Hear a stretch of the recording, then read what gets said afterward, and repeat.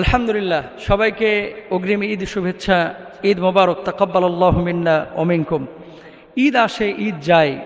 ঈদ মানে খুশি, ঈদ মানে আনন্দ, স্লোগান আমরা সকলেরই মুখস্থ। কিন্তু ঈদ আসলে কি আনন্দের বার্তা নিয়ে আসে এটা আমরা অনেকেই জানি না। ঈদ আসলে ক্ষমার বার্তা নিয়ে আসে।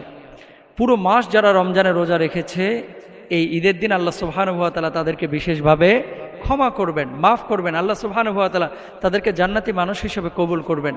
আল্লাহ রাসূল সাল্লাল্লাহু আলাইহি ওয়াসাল্লাম আমাদেরকে কিছু কাজ করার আদেশ করেছেন, যে কাজগুলো ঈদের দিনের সুন্নাহ কাজ হিসাবে আখ্যায়িত করা হয়।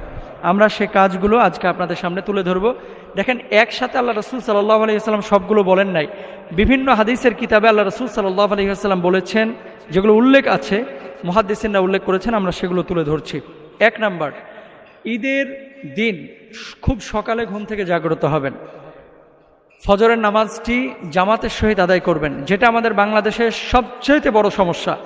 মনে রাখবেন, ঈদের নামাজ ওয়াজিব বা সুন্নাত, কিন্তু ফজরের নামাজটা হচ্ছে আপনার জন্য ফরজ। বাংলাদেশে সিংহভাগ মানুষ আছে, ভাই বোন আছে, যারা ঈদের দিন এই সকালবেলা ফজরের নামাজ পড়ে না।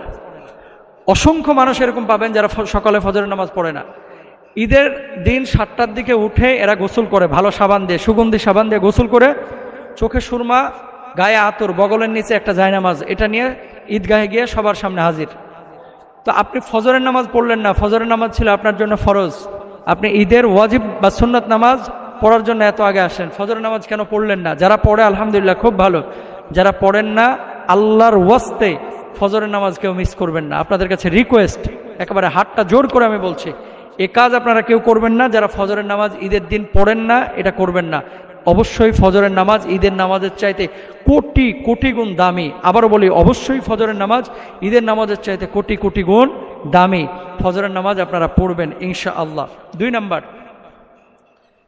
আল্লাহ রাসূল সাল্লাল্লাহু আলাইহি ওয়াসাল্লাম মেসওয়াক করেছেন। আপনারা সিওয়াক হাদিসের মধ্যে উল্লেখ আছে। সিওয়াক মানে হচ্ছে মেসওয়াক করা। এই ঈদের দিন বিশেষভাবে সকালবেলায় আপনারা যখন গোসল করবেন, গোসলের আগে, ওজোর আগে মেসওয়াক করে নেবেন। 3 নাম্বার, গোসল করবেন। ইবনে মাজা হাদিস নাম্বার 1315। এখানে আল্লাহ রাসূল সাল্লাল্লাহু আলাইহি ওয়াসাল্লাম ঈদের দিন গোসলের কথা উল্লেখ করেছেন। ঈদের দিন গোসল আপনারা করবেন। ঈদের দিন গোসল করলে সুন্নাহ আদায়ের সওয়াব আল্লাহ সুবহানাহু ওয়া তাআলা দিবেন। এখন কথা হচ্ছে, অনেকে মনে করেন যে এটা ফরজ গোসল কিনা।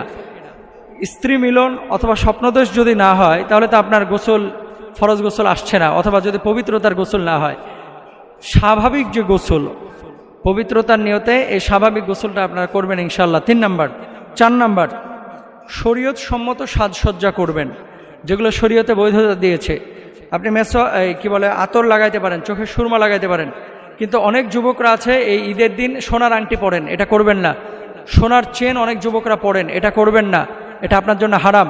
আমার মা বোনেরা অনেক সময় ভ্রু প্ল্যাগ করে, ভ্রু প্ল্যাগ। রাসূল আকরাম সাল্লাল্লাহু আলাইহি ওয়াসাল্লাম বলেছেন, লাআনাল্লাহুল ওয়াশিমাতি ওয়াল মুতানাম্মিসাত। আল্লাহ সুবহানাহু ওয়া তাআলা যেমন লানত করেছেন, আল্লাহর হাবিব সাল্লাল্লাহু আলাইহি ওয়াসাল্লামও লানত করেছেন যারা উল্কি উৎকীর্ণ করে। এই যে অনেক যুবকরা চাঁদ রাতে গিয়ে ট্যাটু অঙ্কন করে শরীরে, ট্যাটু। অনেক যুবকরা, অনেকে ভ্রু প্ল্যাগ করে, অনেকে শরীরের অবাঞ্ছিত লোম যেগুলো বগলের নিচে অথবা লজ্জাস্থানের মাঝে আছে, সেগুলো আপনি কর্তন করতে পারেন।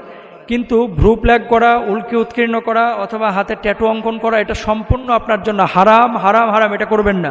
এ ধরনের সাজসজ্জা ঈদের দিনও আপনারা করবেন না, বৈধ সাজসজ্জা করবেন। 5 নম্বরে, সামর্থ্য অনুপাতে আপনারা উত্তম পোশাক পরিধান করবেন। অনেকে নতুন পোশাক পরিধান করাকে সুন্নাহ মনে করেন। আসলে নতুন পোশাক পরিধান যদি করতে পারেন ভালো, কিন্তু এটা সুন্নাহ না, বরং পুত পবিত্র উত্তম পোশাক পরিধান করা সামর্থ্য অনুযায়ী, এটা হচ্ছে আপনার উপরে সুন্নাহ। আল্লাহর হাবিব সাল্লাল্লাহু আলাইহি ওয়াসাল্লাম যেহেতু বুখারীর হাদিসের মধ্যে বলেছেন, এবং মুস্তাদরাকে হাকিমে ওই বিষয়টি উল্লেখ রয়েছে। 6 নাম্বার, সুগন্ধি ব্যবহার করবেন, আতর ব্যবহার করা, এটা মুস্তাদরাকে হাকিমের মধ্যে রয়েছে। আল্লাহ রাসূল সাল্লাল্লাহু আলাইহি ওয়াসাল্লাম সুগন্ধি ব্যবহার করেছেন। 7 নাম্বার, ঈদুল ফিতর, মনে রাখবেন ঈদুল আজহায় না, ঈদুল ফিতরে যাওয়ার আগে মিষ্টি জাতীয় কিছু খাবার গ্রহণ করবেন। সেটা খেজুর হতে পারে, সেটা খুরমা হতে পারে, সেটা পায়েস হতে পারে, সেটা সেমাই হতে পারে। যে কোনো মিষ্টি জাতীয় খাবার আপনার গ্রহণ করে ঈদগাহে যাবেন।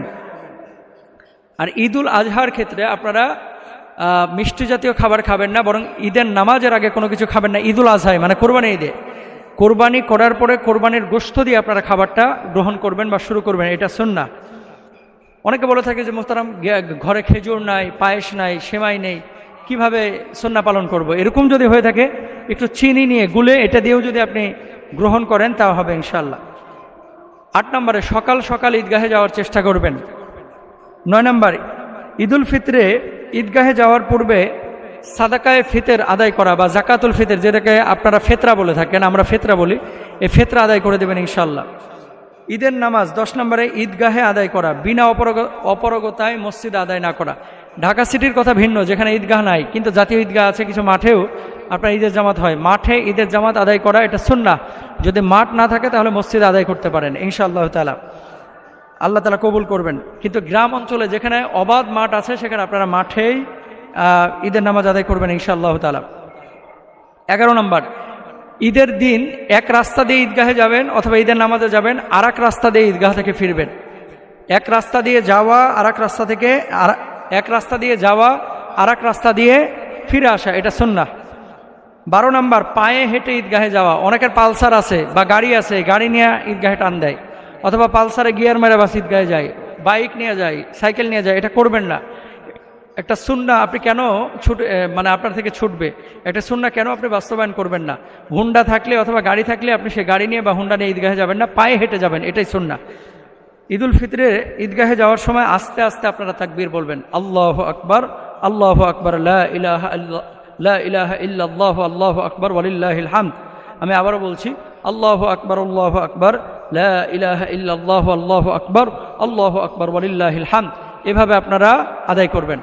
মা বোনদের ঈদুল ফিতরের নামাজ আছে কিনা? মা বোনদের ঈদুল ফিতর বা ঈদুল আজহার নামাজ অর্থাৎ ঈদগাহে না আসলে তাদের বাড়িতে পড়া